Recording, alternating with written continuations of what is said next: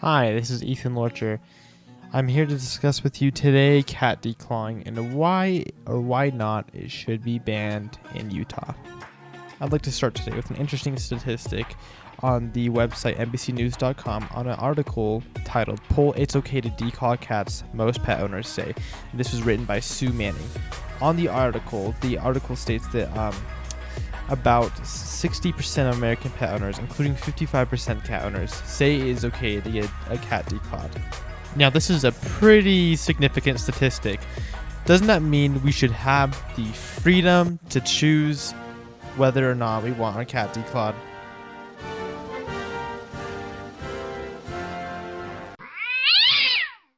I would usually say so, but I think that the statistics are that high only because there is a lack of education on this subject. I guarantee that a lot of you don't actually know exactly what a declaw is. Let me show you. So this is a diagram I found on the article "How Are Cats Declawed and Is It Painful?" written by Ayanna Halperin on the website theconversation.com.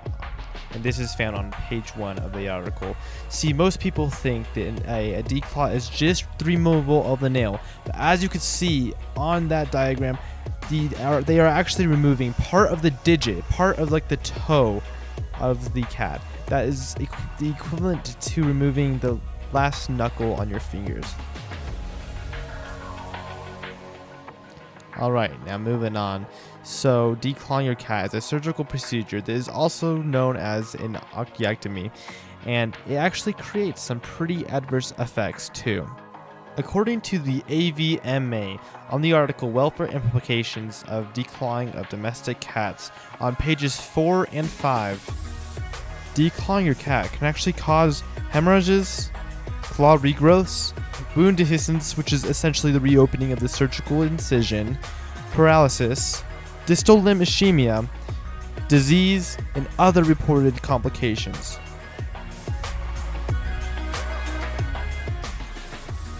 Now, according to the website popsci.com, on the article "Declawing is Harmful, Do This Instead," written by Sarah Fedged, on page 3, she lists some behavioral changes as well.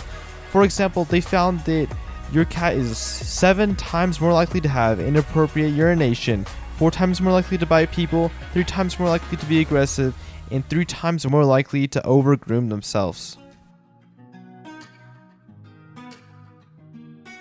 I don't know about you, but that doesn't sound worth it to me, especially considering that the cat can actually regrow its claws. Okay, so maybe we don't want to declaw our cats. But there's still a problem of the cats clawing up furniture, curtains, clothes. Well, according to the article, "Don't Want to Declaw? 4 Alternatives for Your Cat," on the website oldfarmvet.com, on pages 2, 3, and 4, they list some possibilities to hopefully stop this unwanted behavior. First, they list training. For example, you can set up scratching posts all around your house. They will hopefully encourage the cat to scratch the posts instead of your couches. Second, you could use nail trimming. Sometimes when your cat's nails get too long, they want to scratch the furniture. So every once in a while, when they get too long, you could trim them. Another option is getting nail caps. These are little caps that you put on the tips of your cat's nails that stops the damage when they scratch furniture.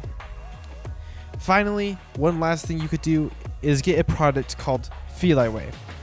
This is a synthetic pheromone that actually helps deter scratching behaviors. As we saw earlier, cat declawing can create a lot of problems. Now, why don't we ban it? Like I said before, I think the only reason why we haven't banned it yet here in Utah is because there is a lack of education on the subject. Also, on the article "Keep Cats' Claws on Their Paws," on the website alleycat.org, on page 2, the article states that at least 42 countries have made declawing illegal, including England, France, Wales, New Zealand, Germany, Switzerland, and Israel. Not only that, but several cities in the United States have banned cat declawing as well. That is why I think cat declawing should be banned in Utah.